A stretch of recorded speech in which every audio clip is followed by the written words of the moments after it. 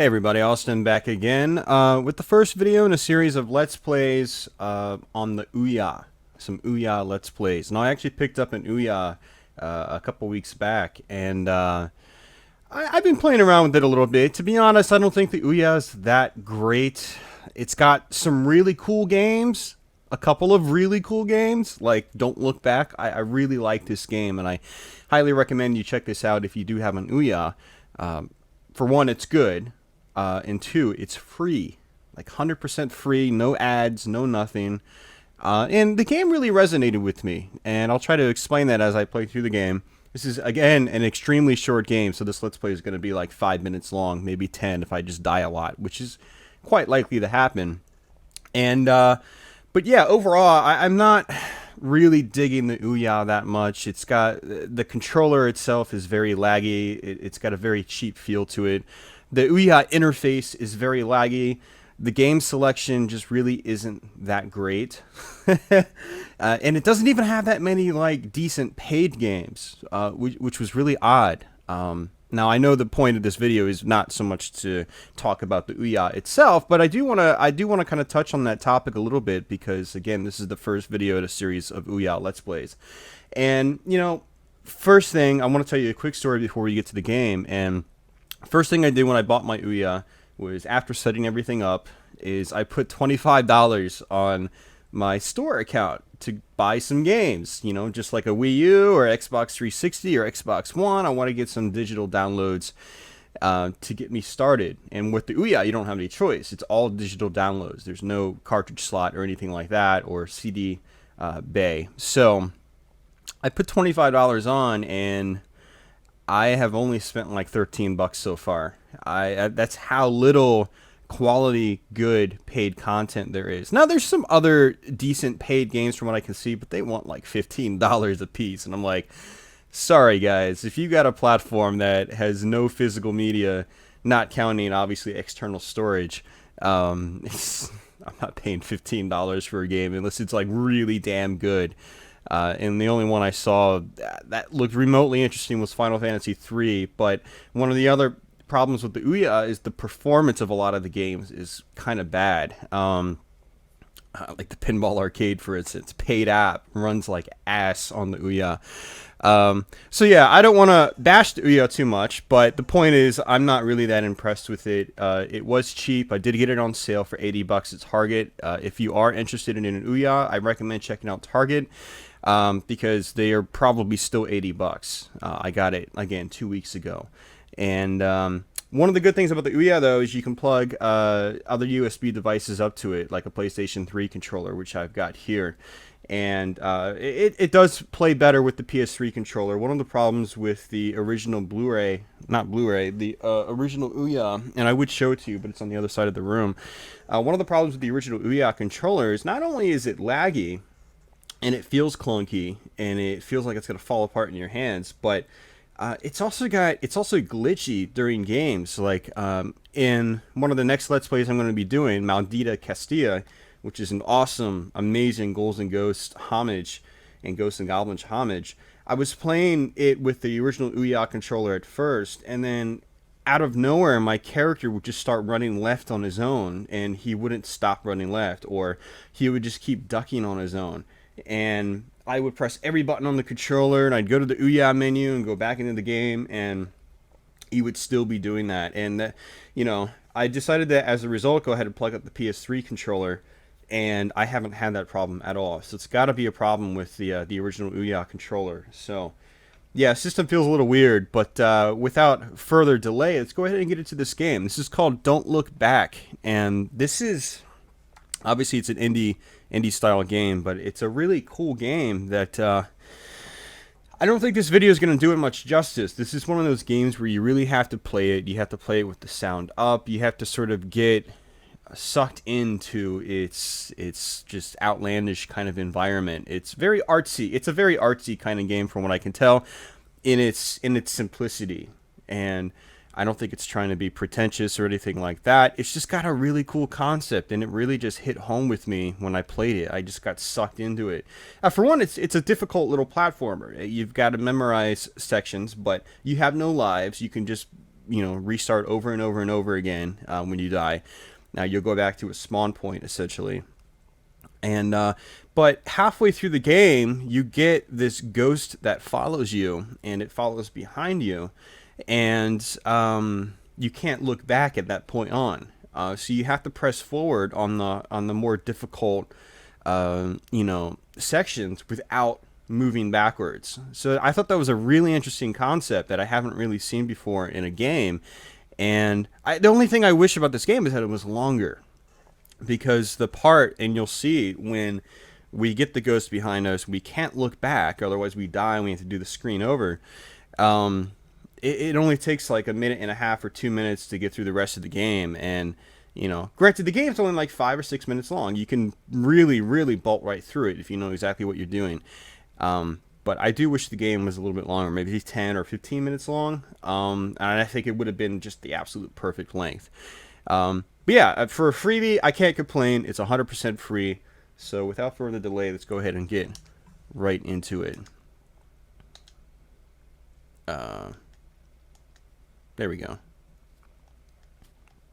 So you pretty much just, you're thrown right into the game. Like the title screen here where your guy's looking at the tombstone, that's basically the start of the game. And once you press A to get into it, you basically take control of him. And one of my favorite parts about the game is just the end. Now, there's no real, like, big ending or anything, but the final screen that you see just really hit home to me as well. And it just really caught me off guard. And I thought it was kind of creepy, kind of cool, just kind of awesome all at the same time. And, again, it's the kind of game you need to play with the sound up. And zoned out with the game. You can't just play it with friends and be like, oh, hey, check this out, because the effect will be lost on you, I think. And I love the music in this game. It's just very sort of depressing sounding, and it builds more and more as the game progresses. Alright, so we basically picked up a gun, and you just press, I forgot what button it is on the Ouya, but it's the square button on a PS3 controller, the same spot on an Ouya controller. And you can shoot down enemies, and it's really crucial in the first few screens of the game. About halfway through the game, you lose your gun ability, so, don't get too used to it, but you do have to be decent with it in these first few screens. We've got a rope here, and you'll sort of hang on to it automatically, and you can just let go of the controller like so, and you just can kind of move back and forth a little bit, and then you can jump off of it, or you can just sort of fall off of it on your own just by holding left. You don't have to actually jump off of it. So yeah, grabbing onto the ropes, you don't have to actually press anything, it does it for you.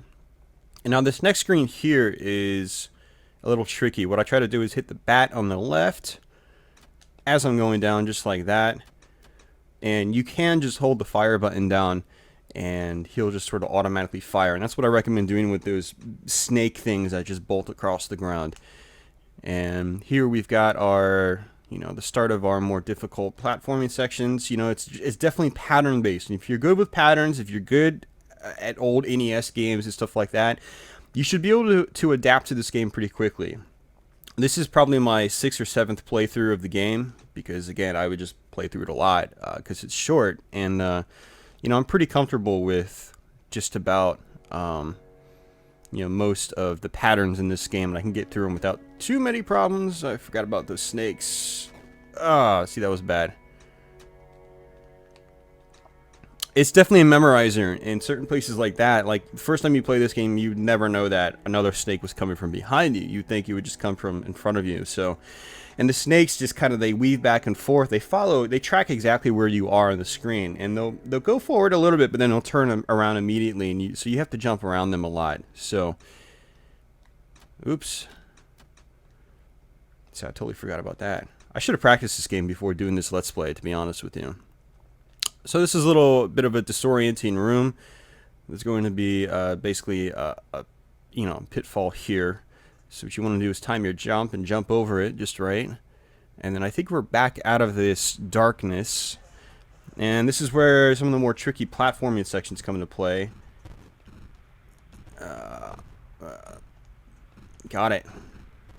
Didn't get it.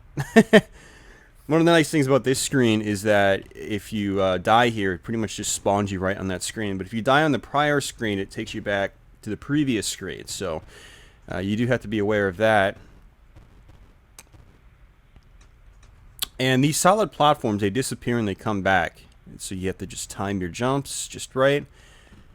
And these platforms with these little ridges underneath them, they disappear after you hop on them. So you have to, time your stuff just right. And I don't remember the pattern for this one. Got it. Alright, so we're going to be fighting our first boss here. There are 2 bosses. I think it's just 2. So this guy, you have to hit him behind. And the first couple patterns, he'll just sort of jump over you. But then the third one, you have to jump over him.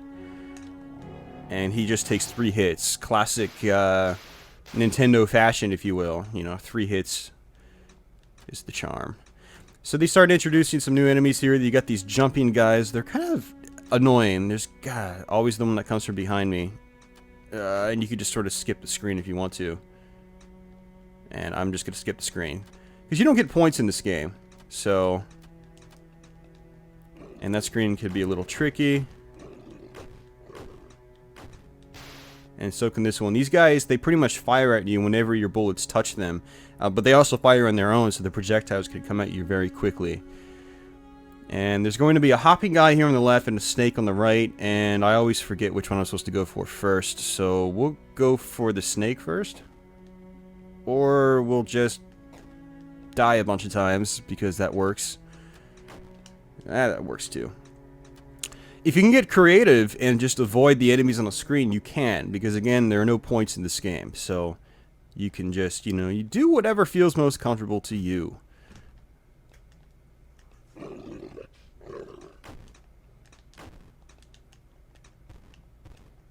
Whoa, that was close. Got him. Those projectiles that come up when they die, they will kill you. So you have to watch out for that. Got it. As you can see, this game isn't that bad when you once you get used to it. And this is your other boss in the game. This is where the music really picks up, and I like the feeling it gives. It's kind of dark and depressing, but you almost feel like you're on an epic quest. You got this huge hulking monster, despite the simplistic visuals, and that's kind of the charm of the game. You're this tiny guy, and the monster is just massive, and he makes these like really cool rumbling sounds whenever you hit him. And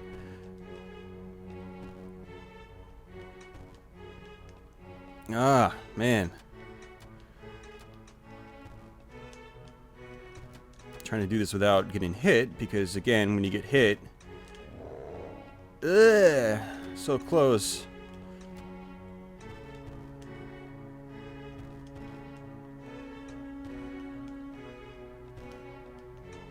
Got him. And he sort of explodes and makes this little blood puddle on the bottom, which is kind of funny. So this is where we get our ghost. And I don't know if it's your wife or a friend or something like that, but you can definitely tell it's female.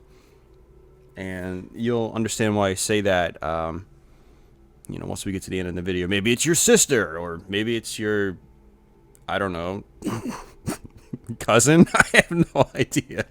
Alright, so we basically have to work our way back. And so at this point, I'll explain again. If I turn back, we have to start over. So we have to go through the rest of the game without turning backwards. And really fun concept, I think. And again, my only complaint is I wish this second half of the game was a little bit longer. So you got this rope up top that's supposed to try to deceive you. Like, you're supposed to get to this point and then turn back. It's supposed to kind of mess with the player's head. But in reality, you're supposed to come through these sort of barriers.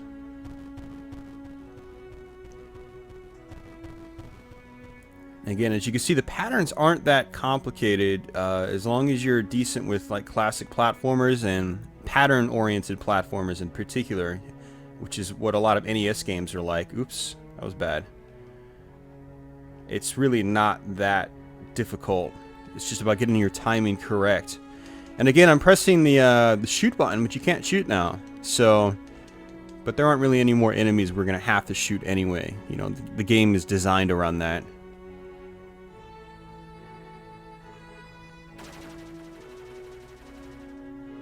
A little bit of memorization there.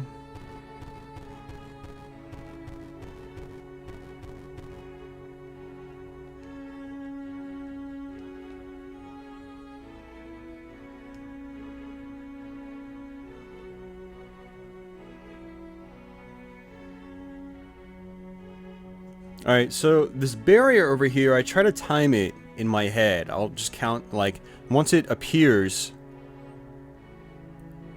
I'll count it like 1, 2, 3, go. Oh, got it, just like that. And that's how you, oops. And that's probably the best way I've found to get past that barrier, because it's only open for just a very short period of time. And this is probably the hardest screen in the game. Of course, I just make it look super easy. That screen gave me hell the first few. Oops! I always make that mistake. I just keep running and I fall off.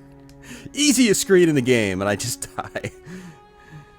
So, and we've got, I think, maybe 2 more screens. We've got some things that fall from the ceiling, and that's basically it. We're gonna have another little platforming section, and then that's it. That's the entire game, guys. Like I told you, this is a very short game. So I think I officially rambled on about the Ouya longer than I did actually playing this game. And one of the things I really like is the sort of slight attention to detail in the game, like the raindrops just bouncing on the ground. Very cool effect. And this is it. Oh, no. Forgot. Got to go up here.